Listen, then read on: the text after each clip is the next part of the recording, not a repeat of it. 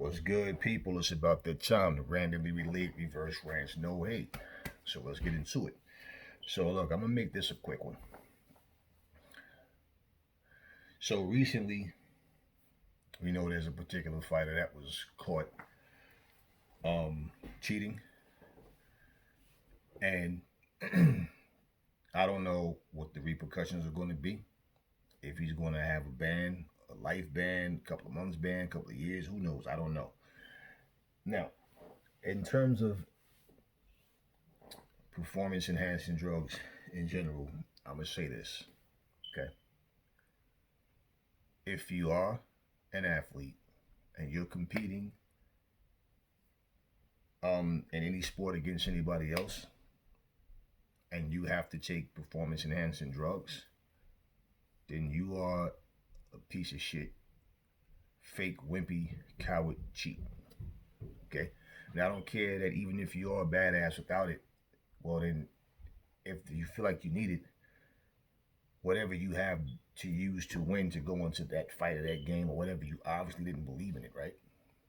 People set records because of performance enhancing drugs. People break records because of they beat certain fights, beat certain games. Um, my thing is this: if you are using different things, excuse me, to cheat, your record should be scratched, or those records. It's hard to like you don't know how long a person has been using. When they get caught for the first time, it could have been the first time. They might have done it before and got away, so you don't know. But whenever you do that, that's some scumbag shit. And when you are competing in a sport where you're actually putting punishment on someone, you're punching and kicking someone, or anything, whether it's boxing, MMA, kickboxing, Muay Thai, whatever it may be, wrestling, whatever, anything, you should be banned. One thing about most fighters, okay, with that warriors mentality, we don't care. We'll fight you regardless. That doesn't mean it's the smartest thing to do, though. Now to go into the ring knowing ahead of time that this guy's a cheat and for it to be allowed would be like, no, boxing shouldn't allow it. You know, imagine like if you out in the street and someone, hey man, that guy you about to fight, man, he's taking such and such. I'm gonna beat it out of him. I'm gonna beat the pills out of him. That's the mentality that you have. And hey, it's a street fight, anything goes. But regardless, as a professional athlete, as someone who, basically a lot of people they don't care about representing the sport, right? They're more concerned about they just want to win at all costs. Okay.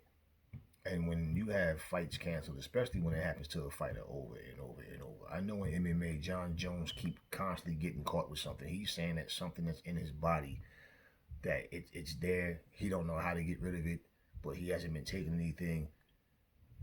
I don't know if he's telling the truth or not.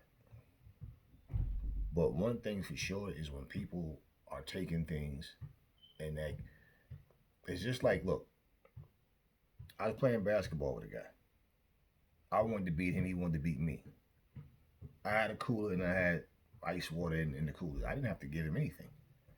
Water fountains way around the corner, way up the park by the kiddie section and stuff, right? I gave him one simply because I had one. It was hot as hell outside, and hey, trying to keep hydrated. I could have just said, well, look, that's his problem. You don't have water, right? So to be fair, no, I gave him water too, and I smoked his ass. Had to throw that in there, right? But no, I mean, is what I'm saying. You want a level playing field, and if people have to resort to cheating, you are a scumbag, man.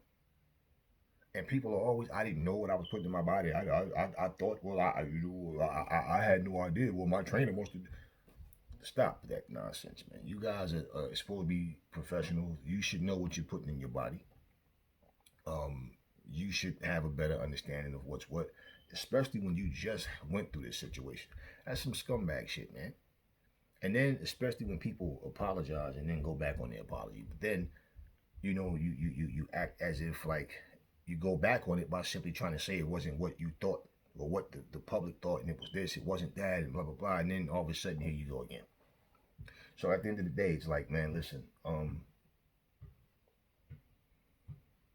if you don't have confidence in your ability, but you got a big mouth, it just makes it worse for you. If you don't feel that you can win off your natural God-given talents, however you want to phrase it, because I always hear people say that phrase. But bottom line, whatever you have, that this is me, this is all natural. If you don't have confidence in that and you have to cheat, you are a coward. You are a punk, and you are a heartless, inconsiderate jackass, because you can kill somebody. That person is getting tired. The defense is breaking down, and you're getting stronger because you have some drug kicking, or however you want to, I mean, I'm certainly not going to say, and I'm not directing this only at one particular person. I mean, any of them, any one of them, whoever you are. If you have to cheat, you're a punk bastard, man. It's simple as that. You hear, especially like me. You know, I know people would say Ali talked a lot of shit. Yeah, he did. Ali talked a whole lot of shit. Ali talked a lot. He did a lot of poetry. He did a lot of things to try to hype the fight, and he just had a different, everybody's not Ali, and I'm not. There's things Ali said that I think was unnecessary. Yeah, certain things he said, like calling Joe Frazier a gorilla and all that. And there's certain things I feel like he shouldn't have. But Ali backed up his talk, and even when Ali lost, Ali didn't make excuses, man. And Ali was never known to be no kind of cheat, man. Ali basically went there and fought, man. So there's no, I mean, these guys, just a lot of them, they just like to just talk, and they talk and they talk, and they're not as good as they're saying they are. Ali was every bit as good as he said he was. But at the end of the day, I'm saying overall, when a guy just has a big mouth, I never really liked big mouth, man. It's not about who I like or don't like, but I mean, I'm doing the video and I got the right to say what I want to say. So I'm just saying, I never liked big mouths. Anytime a guy's a big mouth, when you have more mouth and more attitude than you do ability, it's easy for me to just, yeah, all right, whatever, man. And a lot of these guys, man, like when they talk and run their mouth, and then you come to find out they were cheating the whole time, it's like, oh, wow. You know? So that's how you win. So, yeah, man. Look, all sports, man, you need to tighten up. You need to do more random drug testing so these people can't get away with it. When Floyd was trying to get this thing going where, hey, look, I just want to make sure that we all on a level playing field. Just take the test. And people, oh, my religious beliefs, I don't believe in it. But you took the same test for a different fight, right?